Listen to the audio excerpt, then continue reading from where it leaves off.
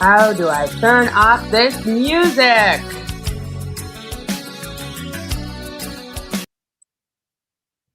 There we go. You're welcome. Thank you, Skyler. Thank you. I think, let's see, we have you on. Did we invite you up?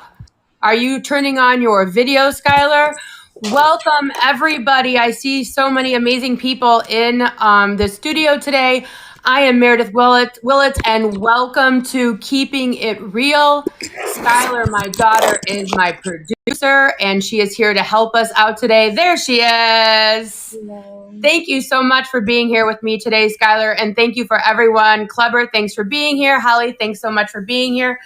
Love you guys, and if I'm not seeing you, feel free to ask a question throughout. Skyler is paying attention to everything that you guys are writing today. This is an interactive space. This is so fun. If you're watching on YouTube or if you're watching on Facebook, because I are simulcasting live to both of those streaming locations and streaming social media platforms, feel free to ask to be invited so you can be here next time and ask questions and get up on stage. So today, Skyler, you and I discussed that we were going to be talking about self-esteem and self-worth, and I had a huge reason for wanting to talk about this.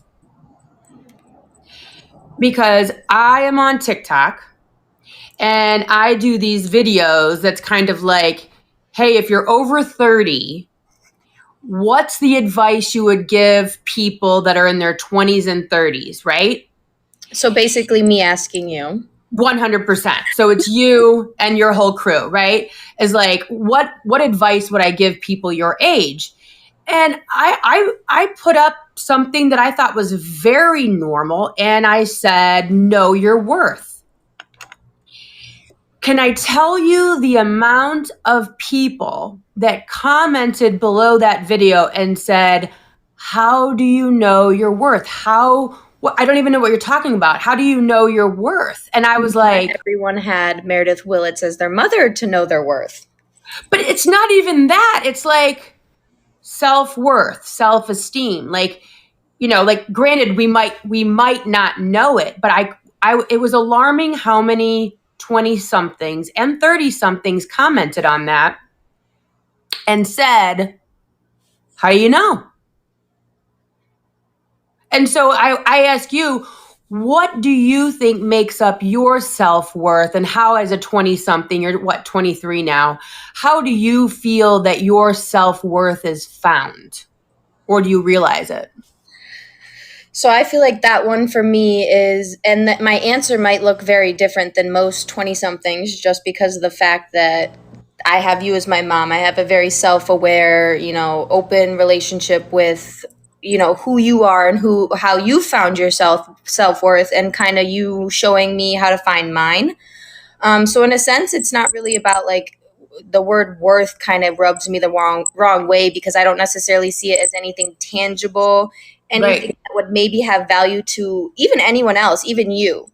So, the fact of self-worth is such a personal question. In, even exploring that now, I'm still trying to find what my self-worth is. Like, I'm still only 23 years old. I still don't know what completely loving yourself looks like. So I think definitely we just have to explore it more for sure. Yeah, and one thing that's so important is it evolves, right?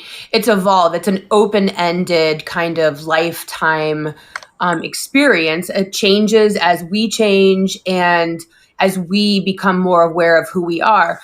One of the things that was going around like TikTok and social media with like in the last couple of weeks that I saw was a lot of people having beef with the comment of what do you bring to the table? And there were a lot of people, both male and female, that were irritated with this concept of what do you bring to the table, right? And I remember when you were around 3 or 4 years old, and I was a single mom, and I had 2 kids, and I at that time hadn't graduated college yet. But that question, when I was around 20, actually, no, I was probably 26, sorry, 26, 27 years old. I'm doing bad math. It really struck me being a single mom because I was thrown into such a new position in life of being a single mom of two kids that I became very aware of what I brought to the table. And I made a very conscious decision then to decide that having two kids and bringing two children to the table of dating and possibly marriage, I was going to view that as a positive, as a benefit to who I was as a person. And inside of that, I love where we're headed with this, evolving, of course, conversation. And this is how it goes here at Keeping It Real. And this is how it will go. So if you're here, welcome, welcome. Kimberly, thanks so much for being here. Kristen, thank you so much. Holly, thanks for sticking with us. But I think it's so important that we recognize that anything that makes us who we are, we can decide and frame as a negative or a positive. How cool is that? I love that so much. And I think that it's so important that we all of a sudden kind of take this moment and go, wow, like, what's viewed as one person's trash is someone else's treasure, right? So like what I might find attractive, someone else might not. What I might see as a benefit, someone else might not. So we really need to get to learn to know who we are, right? I mean, isn't that like who I am? I really love this person. Who you all are is appreciated. So how do we find beauty in what we are, our self-esteem, and what we bring to the table, and in friendship, in family, in business, wherever we're at? How interesting is that? And I think a big thing with that too is also what you say is one man's trash is another man's treasure. It's very hard to separate yourself from this is my worth and this is what I see as being good. And this is society, my mom, my grandpa, my dad's, my brothers, my friends, my significant others' view on what is worth. So I feel like that's a huge thing that's different between myself and maybe other 23-year-olds is the separation of these views. And I think that's a huge, huge thing you showed me is sometimes you're even like, don't give a damn what I have to say either. Like, only you matter. Like only your opinion on what that worth is and what that value is matters. And you know what, as you're saying that, I think so many of us, right, when we're growing up, childhood through 18, we're being instilled all of these values and norms and traditions, and this is the way our family does things. And then as we kind of go to college or we go into the military or we get our first job and we move out of the house, we are exposed to all of these new values and new traditions and new ways of thinking. And then unfortunately, though, a lot of people don't start to find their own set of values and worth and what they want to be a part of until they're like 30. Mm-hmm. And because they've attached themselves to their parents. And they fight their own. They fight their own. They don't, and we see this with these 20-somethings and 30-somethings and hopefully not 40-somethings where we don't separate ourselves. And I just did a video the other day about this on TikTok. It's okay to not have the same values as your parents and your family. And this is a very new concept because historically, that is just the way that it is. And then all of a sudden, when you're 45, you wake up or your parents die. And now all of a sudden at 45 or 50, you start living your life. Exactly. I think a funny story of this would be, and I'm going to call out my roommate Kleber here. We moved in together and I found the peanut butter in the fridge one day. And I was like, what the hell is the peanut butter doing in the fridge? Like, this is not normal. And he's like, my mom keeps the peanut butter in the fridge. Like, that's just how our family's always done it. And I'm like, peanut butter is like the survivalist thing. Like that's the one thing you don't have to keep in the fridge. Like, come on. And it was so funny because now he'll put it in the pantry and he'll go, I'm putting the peanut butter in the pantry. I'm learning new tricks, like Right. figuring out how it goes. So I just think it's so funny that even, things as small as peanut butter in the pantry versus fridge, like your parents are such an instrumental part on who you are and how you see yourself and what you see as good as bad, that those years of finally stepping out of it is so hard. Yeah. And you know what? As a parent, as a mom to four kids, you're one of my four children. For anyone out there that doesn't know our family dynamic, Skyler is my oldest daughter. And, through her and my relationship with her, it's been really cool to learn even better how to be a mom and an adult with adult children. And even like Skylar, you've even taught me how to be a better friend, a better sister, a better everything, because you taught me that if I want to have a relationship with you, I need to respect your boundaries. That just because we're related does not give me the pass to say and do and have an opinion. So a lot of times, like when you and I will talk, I'll say to you, are you venting or are you asking my opinion? And then you freak out and you go, I'm asking your opinion. But, I think it's so important that we start to realize that someone else's self worth, someone else's self esteem is not yours and yours is not theirs. We are all individuals here trying to make it through, trying to discover who we are as people. And I'm sure, you're just fresh out of college, fresh out of the dorm rooms, fresh out of sorority. So let me ask you, without using names, of course, what are some examples of, these girls or boys actually in their 20s where you could see you saw their worth, but you watch them suffer and struggle through situations because they weren't really checking in with that self-esteem and self-worth that you could clearly see even. And isn't that how it always goes? Wow, yeah, no, for sure. I think a big one would have to be with just watching, and again, no names, no specifics, but watching friends deal with eating disorders.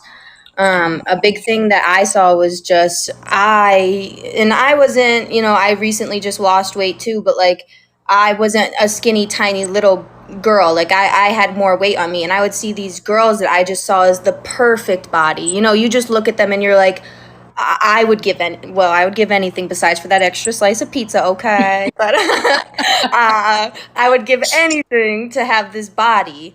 And they're over there starving themselves and counting their calories and looking at themselves in the mirror and not going out. Like it would be like I just couldn't find anything I wanted to wear on me. Like I didn't like anything I was wearing, so I'm not going out tonight. And I'd be like, dude, we're like going, like it's gonna be fun. Like I'm in sweatpants and a t-shirt. Like let's just go. We're gonna have a good time. That's not what it's Right. about. And they were just like, I don't feel good with myself. I hate the way I look. And it was just not being able to see the worth of like, you don't need to look beautiful to go out. Like we're just going out to have fun.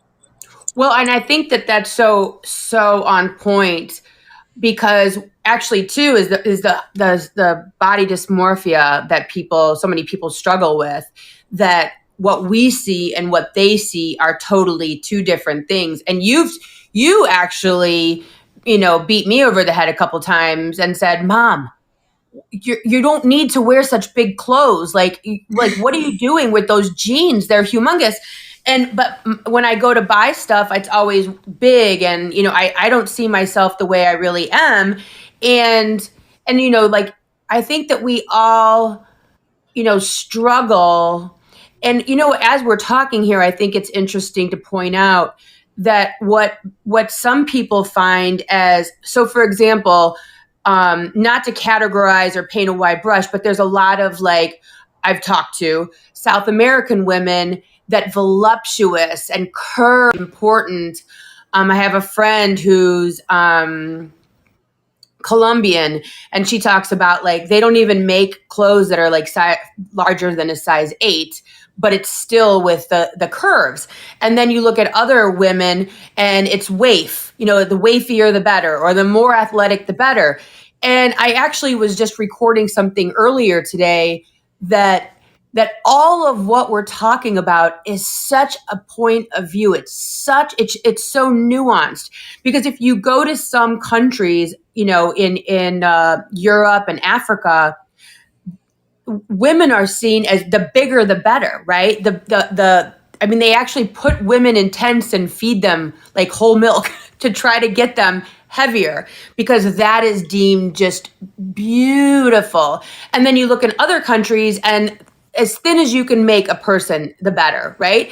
And so inside of that conversation, we find the lie that our outside appearance is so nuanced, and it's so where you live. And it's so, I mean, there's so many men that love bigger women, and then there's so many other men that love athletic women, just as much as there's women that love dad bods and there's women that love six packs. I mean, it's really, and so it's so important to figure out who you like about you.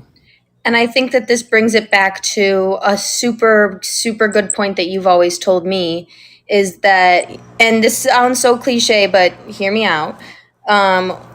What people say, about you is saying more about themselves. You calling someone else big, or you saying that person looks bad, that person's not smart, that's your worth that you see. You see being tiny as a worth. That person might not. You see having your boobs out or your nipples out or whatever out as a worth of being bad, but that person doesn't care. So it really genuinely comes down to, that's what they see as worthy. That doesn't have to be what you see as worthy. So separate the two. Separate the two. And that does go back to, the more I'm comfortable with me, the more I like me, the more I love everyone around me, right? The healthier I am, like I see you all the time. You're like the hype queen of like all of South Florida. But like Skyler feels good about herself, and she's just like running through Target like, "Oh my God, I love your hair. Okay, baddie. Okay, queen." Like she's like hyping up and genuinely, like, you will see something and not waste a compliment in your head. You will express that compliment. And but if you're having a bad day, not you, but a person, if having a bad day, you don't have that space in you, right? You don't have the space or the energy or the esteem or the worth or whatever to be able to give anything else, And so when we talk about these people, these men and women that have commented on the video that I had put on TikTok that said, know your self-worth, right? And they said, well, how do I do that? And I was like, okay, let me go back to the basics, right? Let me think how to express that to these people. And I said, make a list if you have to. And so what does that mean? Okay, well, I don't even know. I've got good hair. I've got great feet. I can cook and anything at the drop of a dime with whatever's in my refrigerator. I'm a good mom, for the most part, right? I'm very logical. So You're a boss myself. bitch businesswoman. Like, come on, give yourself credit. Let's see. Kleber is sending a speaker request. So Skyler, let him in 1 second, or you can let him in now. Just tell him to hold on 1 second. So the thing of it is so, I don't know why it's feeding back. Go ahead. I just accepted him.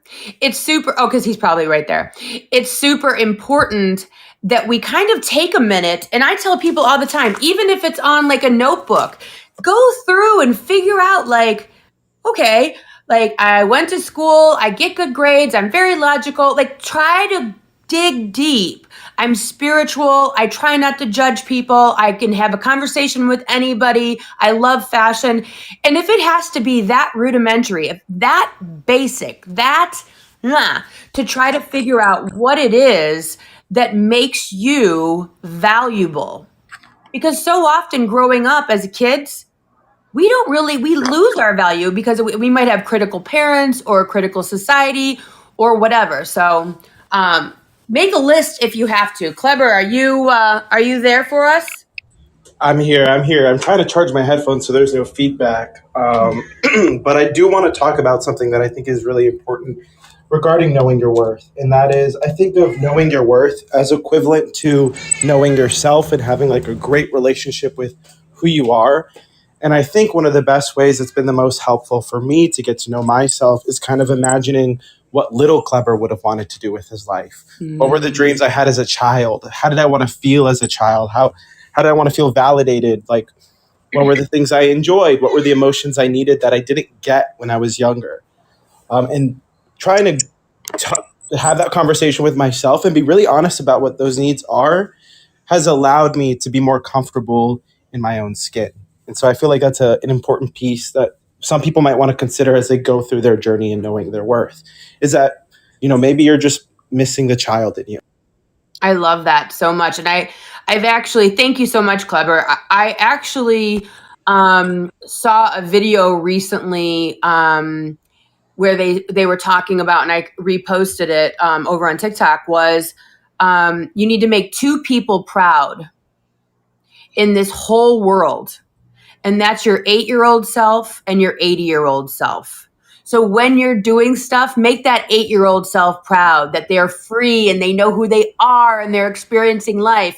And make your 80-year-old self proud that you're getting out there and doing it, that you're going for it, that you know who you are. And that's one thing too. What you were going back to what you were saying, Kleber, is really doing that inner work. What is it that I need? Because what you need as a person is who you are. The support that you need, and the nurturing that you need, and the love that you need, the communication style that you need. All of those things is so inherent to who you are as a person. And I will tell you that I'm learning about myself at 49 years old. Now I'm like, okay, I need very little help. I need very little advice. I need very little feedback. When I get it, it overwhelms me. At 49, I'm still learning what I need as far as support. So that's why I love having these conversations with young people and talking with 20 somethings, because if I can save you guys 30 years of glomming onto your parents' ideals and their morals and their values and trying to people please everyone around you and wasting time. Honestly, you're really literally wasting time trying to be this perfect person. Like, I love the idea of everyone, really getting down and dirty and figuring out who you are sooner than later. Skyler, was there someone else? I see there's 2 other speakers up there. So we had a couple comments, is what you're seeing. Kimberly Schwab, I hope I'm not pronouncing your name. She was just saying that she loved seeing other women confident and empowering themselves. Like, seeing other people confident, it kind of helps turn that light back and that mirror back onto yourself. And then we had a Huge. bunch of love and heart eyes from everyone as well. But I So fun. do think this would be a good time to tell everyone about being able to. We have Kleber on stage now. I'm going to kick you off, Kleber. Goodbye. But we also can have speakers up. Kleber was an awesome example of that. If you have questions, if you want to hop on, like, now would be a great time if we want to open that up, Meredith. Yeah. If anyone wants to ask questions, I want to touch on what Kimberly just said right there. And for me, I've lived all over the country: Ohio, New Jersey, Pennsylvania, Florida. Now I'm in Chicago. And I will say that since moving around and being around other powerful women, other confident women, has completely changed my life. I don't think that I would be the same person that I am today if I would have not grown and experienced all of these different people. Most of what I do right now is a huge reflection of some of the women groups that I'm involved with. I'm involved with a Hey Mama group, and I have a mentorship program that I dealt with and was in over there. That literally changed my life by being around those women. And here where I live in Chicago, being around these women have completely changed my life, seeing what all these different women, and then knowing that I'm capable. So being around women and men for men, etc., surrounding yourself with confident people is a game changer. Kimberly, thank you so much for being here tonight. You are welcome. Thank you for having me.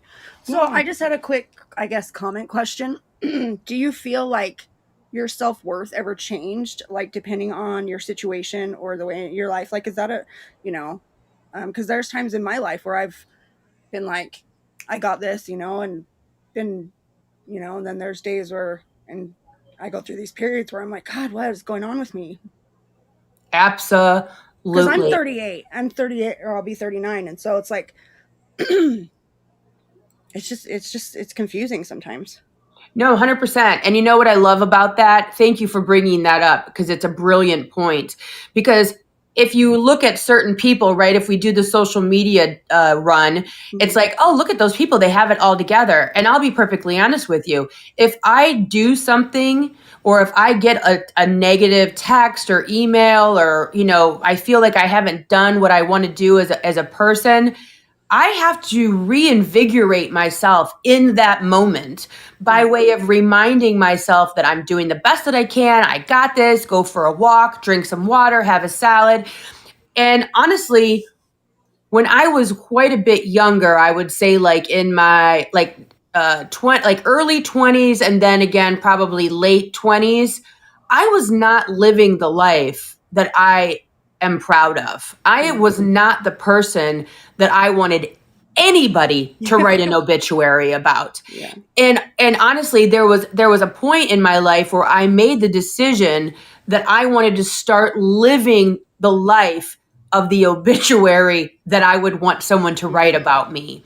And that really transformed my life. And then honestly, within the last year has been profoundly transformational, but there are still ups and downs and ups and downs. Like I will wake up and not so, and same with Skyler. I mean, we're all, and so we have to have grace for ourselves and recognize, ooh, I love this for you right here, Kimberly. Find the things that get you out of that. Music, friends, going for a walk, going out to lunch with friends, whatever it is. Find the key things that get you back to who you know you are. And it's funny because we know that in our head, don't we, kind of? Yep. And it's just so hard to bring it because, after you have children, it's just like you're a mom, you're a wife, you're a cook, which is fine. Yep. That's what, we love doing. It's just finding yourself after all that time again is one of those things where sometimes you just need that kick. It can be profoundly challenging. And I talk about this all the time because I was a stay-at-home mom for most of my literally life at this point. I've been a mom now for 25 and a half years, and my youngest is 10, so I got a long haul ahead of me. But I talk about stay-at-home moms quite a bit, and this is why. We get no paycheck. We have no business card. We have no promotion. We have no raises. We have nothing. And so it has to be all coming from within. Yeah. I mean, granted, and then you look at your kid and it's got like bruises on his knee and boogers, or he got sick, or like he got a C on his report card, or the teacher wants to have a meeting, and so all of that comes back to self as the stay-at-home or the parent or the mom or the dad, and goes, "You're a failure. You can't even do this," and there's no paycheck to prove you otherwise. There's no byline to say, Kimberly, mother extraordinaire, had a rough day, but she's still amazing, right? So being a stay-at-home mom and I think, honestly, being a stay-at-home mom gave me the confidence to get to where I'm at, and probably is the reason that I don't look for feedback from people. Because for 25 years, the only feedback I've ever really gotten is self. Interesting. That's crazy. Yeah. Well, thank you. Those are some good points, really. I mean, it really does come from within. It's everybody knows we're human, and it's those human emotions and that kind of just mess with us. And Oh, and you know what? All we need is, one drop in estrogen, leading up to the big event, and or too much alcohol the night before that's got our brain chemistry off, Totally. Yeah. right? Or a fight with a friend, or an argument with your husband, or like I said, the school calls and says, Yeah. there's a bad grade on a report card, for us to start kicking ourselves in the ass, right? Because now we're home teachers. Yeah, right. And Now, so, go ahead. I do just want to Sorry. interrupt and say sometimes I feel like I'm in the same boat as you, Kimberly, where I just like constantly feel like I'm kicking myself. And I feel like a thing that has hugely helped me has been almost like pretending like I'm a different human. Like would I judge Sarah for doing A, B, C, and D? I'd be like, no, she's a bad bitch for that. Like no, go Sarah. Like, yes, you got this. Or if my friend's kid like went, I don't have a kid, but if I had a kid, if my friend's kid went to detention and was like, I wouldn't be like, oh my God, that's the worst mom ever. Her kid went to detention. Like, I love that. No way. I mean, I went to detention. Jeez. so In exactly. detention. So sometimes it's easier not to judge yourself. So remove it from you. Like, would this be a problem if it was someone else? No. So who cares? No, because I know that if something happened to me, this household would go down. But Right? it doesn't make it any easier. Yeah. Sometimes you got to be your own hype person. Yeah. Totally. And Skyler and I did a remothering class. Maybe I'll do something here for that. We're talking about what we need. We really need to turn towards self to find it. And that goes back to Kleber's point, right? This is all working together, which is why I love this app, is because of the fact that we all can work together to come up with some really great stuff here tonight. But, learn what it is that you need. Learn what it is that you're missing. And then to Kimberly and Skyler, is find a way to give that to yourself, even if it's by way of eating right, going for a walk, taking a shower, painting your toenails, whatever it is. Self-care and self-esteem, and knowing, like, I'm not gonna go down this road and beat myself up over XYZ. I'm not doing this. I'm not playing this stupid game. It's not worth it, right? Thanks, guys. Love you. Thanks for coming today, Kimberly. I hope to see you every week. Say bye. Bye. Oh, goodbye. Aww. Love that. Alrighty. Anyone else we want to come up onto stage? Do people know how to do this? You click the little equal sign in the bottom left-hand corner, and it might look different for you, but it should say like ask to join the stage. So it's the little sandwich thing on the bottom left, a black circle with the line, Skyler? Mm-hmm. Oh, we got some applause. And, this is a new app, so, make sure and invite your friends. We're trying to figure out this show here, Keepin It Real, is going to be every Monday night at 7 p.m.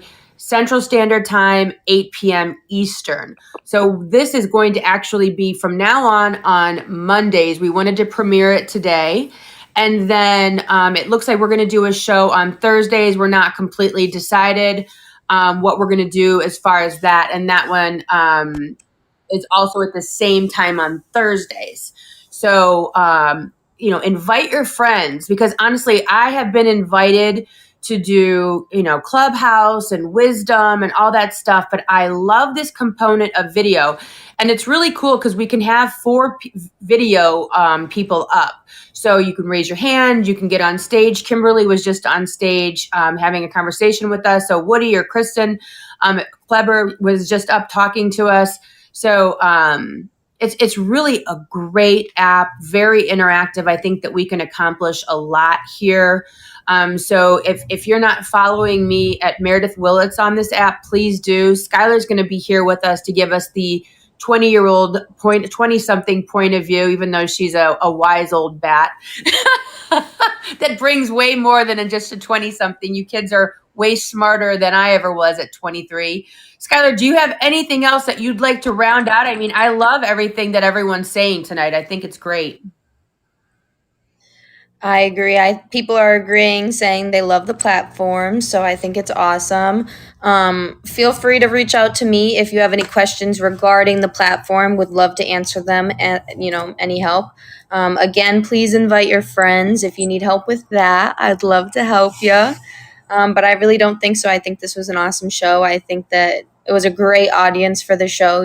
Thanks for working through our first show. Yeah, our first show. And if you want to, you can get a hold of me at meredithwillits@gmail.com if you have any questions, or if you have any topics that you'd like us to touch on. Feel free to email and say, hey, can you hit, and talk about this. Or, Skyler, I don't know if you have I guess they can just reach me unless you have an account, an email account. My work email. The Shagavac.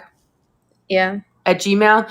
But if not, just do Meredith Willits at Gmail. You can reach out to me and we'll come up with some more topics to talk to you guys about. I have oodles and oodles of topics. I mean, like, it's so cool. Skyler and I were actually talking about we should do a show where I'm just like, literally, we're making meatballs. Like, there's a lot to be said for learning how to cook and just having fun and, all that good stuff. So thank you so much for being here with me, Skyler. Thank you so much for helping me to produce this and, weed it all out. Just before we go, I just want to make sure that no one else has any questions, because those speaker things, those can be just like hearts, right? They're not necessarily people raising their hand. I don't know the difference. Kimberly's saying she has a fun topic for us in the future to discuss. She's going to email. Perfect. Yeah, the little speaker things can be reactions, so I can do all my sound effects too. Awesome. Yeah, email me if you have any questions, and subscribe. Thank you so much for being here. I appreciate all